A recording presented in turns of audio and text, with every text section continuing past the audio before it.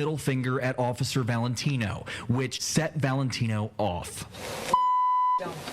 Oh, I hate him so much. God, I hate this world. I hate it. Several seconds pass. Valentino then uses a racial slur under her breath. Hate him. We dug into Officer Valentino. I wonder when she gave the report, she said, "Come on, nigga, look here. You know I'll be saying that shit all the time." I don't think this was an isolated incident as they said she said it was. But here's the thing, though. The fucking, even if she didn't use the, say, niggers or nigga, whatever, the amount of anger that she has as a public fucking official. Yeah, she said, "I hate the fucking world." I hate the world. I hate the world. Hate the world, Cred. Flipped her off, and this is, she's supposed to serve and protect. Oh, she's serving something. An ass kicking. I don't know what she protected. I don't know. As a teacher in the classroom, I'm glad I don't have a body camera. There may be some days that they catch me saying some wild shit. But I'm gonna let it ride. Right. I'm not condoning her saying, nigga or nothing, but when you be in the car and somebody piss you off, you be like, I hate these fucking people. I hate this world. I be cussing out people too. I'm not giving her a pass or nothing. I'm just saying I be hating people too. Well, I mean, we all get frustrated. I even do it too. But as a public figure, you got to watch what you say, especially if you're being monitored. Because cops are now being monitored all the time, so you got to kind of watch what you say. But here's my thing, that shit will get you in trouble. Here's my thing, though. Just say I'm frustrated. Just say I'm angry. Say I had a bad moment. Don't say I have been desensitized by music and hearing people talk on the street. Right. Yeah. Nigga, just be real with it. Yeah. No ownership. No. Yeah. Mm-hmm. I slapped my wife because I watched What Love Got to Do with It one time. My bad, Your Honor. So I'm looking at Valentino. Yeah. Did she marry a Mexican? Like, she might be Italian. Or it could be Valentino. Yeah, it's a spicy meatball. These are niggas that make a spicy. Niggas that make a spicy meatball. Eh? It's Luigi. Could be. Let's see if they got anything else to say. Valentino's personnel file. She's a 14-year veteran with CPD. Her performance report shows she consistently meets or exceeds standards for patrolling. She trains officers who recently graduated from the academy. Does she teach them to say nigga? Yeah. I mean, once again, she made. There ain't no isolated incident. She said it before. She made say it again. Yeah. Because she hate them niggas. She may be a good officer, whatever that means in today's world. I don't know what that means. Better than these bastards we got now. But to me, once again, keep you an adult. Don't talk about, I was listening to the latest hip hop track and that's why I decided to say I hate niggas. Yeah, this just sounds like bullshit. You said it, admit it, you on tape. Don't say I was desensitized by hearing people on the streets. No, the only reason I said I hate niggas is because I hate niggas. Let me be real about it. Let me keep it a buck. Right. I hate niggas. I hate niggas so much. We stopped frying chicken in my house. Damn it. I don't know. It wasn't using no spice no way, so. Oh yeah, it's just flour. I know. It's just flour. It's just flour and eggs. Ain't even no salt and pepper, bro. It's just flour and eggs. No salt and eggs. No salt and pepper. That's it. That's all we got. That's just no flavor. No flavor. Yeah, but I mean, good luck to her. But yeah, do better. Oh damn it. Okay. Damn, it gets better. I promise the show's gonna cheer up here in a minute. I think. Georgia Army soldier chased wife in the shopping center before fatally shooting her in murder-suicide. Police say Teresa Williams, 36, was chased to her business by her gun-wielding husband, 35-year-old Christopher Williams. I ain't gonna lie, when I first saw this, I got scared because I did some training before my second time going to Iraq with an E7. His name was Chris Williams. So when I first read it, I was like, wait a minute. Nah, that ain't that nigga. Woo. Woo. But the sad thing about this, it was sad he killed his wife. I think they believe in the article, leave behind 2 children. Yeah, they left behind 2 children, I think it was. So, go ahead. Did they Jen. say a motive? That wasn't a motive, but it's so weird what. Like, I was at work and we were talking about this, and somebody was like, well, maybe she was cheating. And I was like, that's justification for chasing somebody down into the fucking streets and shooting them? I mean, yeah, it's bad. I don't know. What?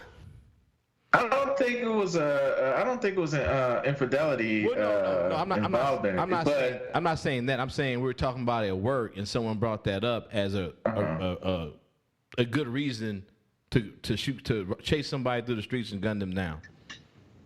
No, it's not. Okay, it's not. I'll make sure we were kind of on the same page, or at least in the same book. Oh no. I was gonna say there's really no reason for them. Yeah. Yeah. Answer your question, Nikki. It's an ongoing report, and they did not say the reason for it. They talk about him being in the Army for 15 years. 15 years in 5 deployments. Woo! To Iraq. That's a lot. Well, so I was gonna say, the thing I always say is, I hate the fact that they train soldiers. They train you in order to survive in these certain kind of conditions, but they don't train you to get back into civil, civilianhood. Like, they don't desensitize you to all of this stuff. And I'm not saying that this was his issue, but that pisses me off, is that the fact that you can spend all this money to train me to survive in this area, but I need to survive in real life when I come back. Like, that they just you could just go. Yeah, and that's he's with 3rd ID, 3rd Infantry Division, pretty large unit in the military as far as infantry. And you're talking about 15 years, 5 deployments, so that means every 3rd year you're out the door. So you're spending at least, just as far as train up alone in those 3 years, you're spending a year and a half training up for the next deployment. So your mind is like, you come home, you might get a couple of months, calm down, cool down.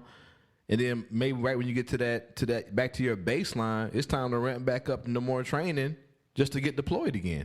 And do they even get to a baseline after a certain amount of time? They don't even give you the tools to readjust.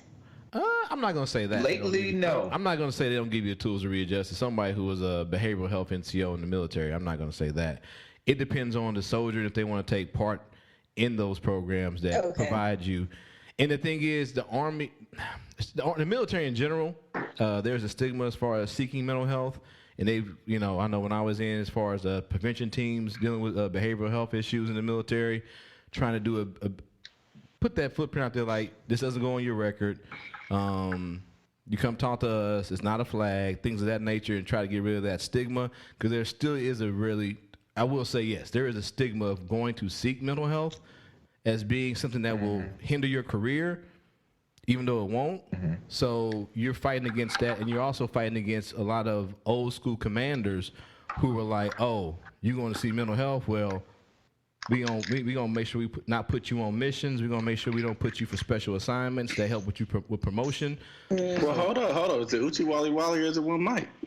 No, I'm saying is there's tools out there, but there is still a. You said if you go seek mental health upgrades, it's not gonna hurt you. But then you said it's gonna be old school upperclassmen who are gonna be like. I said there are some out there, and we're trying to weed them out. If you heard what I said, I said some, not all. That's why I try to use words that matter. But until they weed it out, it's gonna hurt you. Not necessarily. I said there. I want to address all avenues, just like some teachers who get mad in classrooms and yell out nigga. Not all the time. I want to approach all avenues and say there are healthy commanders out there, but there are still some old school commanders out there who are being weeded out. There are commanders out there who work hand in hand with mental health to make sure their soldiers, their Joes are good to go. and have the proper thing, especially Right. during redeployment, which is when you're coming back home. That's when you see higher risk of suicide, homicide, and things of that nature. Child abuse also is a big thing in the military that doesn't get spoken about. We talk about suicide and spousal abuse more than we do child abuse as far as that community. There are a lot of great commanders out there who work hand in hand with their soldiers. But yes, especially in, I would say, a lot of times in these infantry units, there are commanders, old commanders who've been in too long and need to get the fuck gone, who still have that old way of thinking. So I want to say it ain't just oh yeah, everybody come to mental health. I want to present a clear picture. Yes, Joe. Yes. Yeah, what I was gonna do is I was gonna piggyback on what you just said. That when I was in, your commander knew everything that you did because you had to go through the chain of command in order to go seek mental health or get anything done, as far as your health wise or is concerned. So that's where that stigma comes from. But is that you have to report to your chain of command for everything. But there are workarounds around that. You can basically say, I'm going to the TMC, which is a Troop Medical Center, and then from the TMC you can go to your mental health appointment. There are ways, but the thing is, that shouldn't have to happen. But there are ways around that to circumvent the system because you are going to seek medical treatment, but your commander is not privy to you saying unless you get a. Now you get me to my job I used to do. Unless your commander is telling you need to go to see unless your commander sends you a command directed evaluation. That's the only time your command gets involved in that. And even with that, it is only for the reason why your commander sent you there. Right. Yes. So, but I tell soldiers all the time, hey, you here, you don't want to be here, but if you here upon your own will, it stays between me and you. But if you go back there and you acting a fool and you have and your commander think you're a risk as far as suicidal, homicidal ideation, thoughts, whatever, they gonna send you back to me, and now they get involved and get to know what we talking about. And 9 times out of 10, most soldiers go, "Okay, Sarge, I just fill out the paperwork and talk to you now." Yeah. So the resources are out there. They're not great, but I've worked with a lot of great psychologists, psychiatrists, nurse practitioners who are psychiatrists with the authority to prescribe and all that good stuff. They have great resources, but sometimes it's just trying to get in touch and get with those hard-headed commanders, especially in infantry units. That's the biggest problem. Why don't they make it mandatory? Mandatory to seek. Well, they have what they call yellow ribbon, which is basically you come home. It's a time where you and your family in your unit. A lot of times what happens is you've been deployed with these people. This is your family. You come back and everybody scatters, right? And that's when you feel like you have no one to talk to. So the military developed this program called Yellow Ribbon Program, where we get you away from the Army base with your unit. They get everybody in a nice hotel, you and your family. Everything's paid for like a week or so. Yeah, there are briefings and everything, but the thing is to build with your family at home and also the family you were deployed with. So now you're making those connections. So the wives who may not, especially you see this a lot of times in the reserve units because you're getting pulled from everywhere. The wives who didn't know each other now get to meet each other and say, okay, if something happens, I got somebody to fall on and talk to. You also, the wives and families get in touch with, chaplains, mental health, basic things like just basic medical support that you have, that you may not have known of. So it's hard to make it mandatory to seek mental health because then you build another stigma of, well, I don't think I need to be there. Why y'all telling me to go there? So in a way, you can make it mandatory, but the commander has to fill out certain checkpoints that says this soldier is meeting this criteria as far as harm to himself or others in my unit. I think they need to be evaluated by a mental health provider.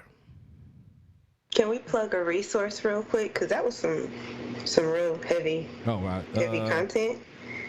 I think they Army One Source is still one that's out there. That's the biggest one that I know. Army One Source that gets you, whether it be suicide helpline, get you in touch with the VA, get you in touch with other resources you may not know that you have. But Army One Source is a real big one. And then I also go ahead. There's another resource. This is a little bit newer resources. 988 Suicide and Crisis Lifeline is fairly new, and so is 988. It's available to anyone across these great United States. It consists of 160 crisis centers. So what they'll do is, if you're in crisis or you're feeling suicidal, you can dial 988, and they'll take you to a crisis center that's in your local area that can provide you some supportive resources. So y'all keep your mental health up and your mental wellness up. Oh yeah. Look at y'all saving lives and shit. But no, it's I know civilian side, yeah, but definitely something that's true to my heart. My last 8 years in the military were given to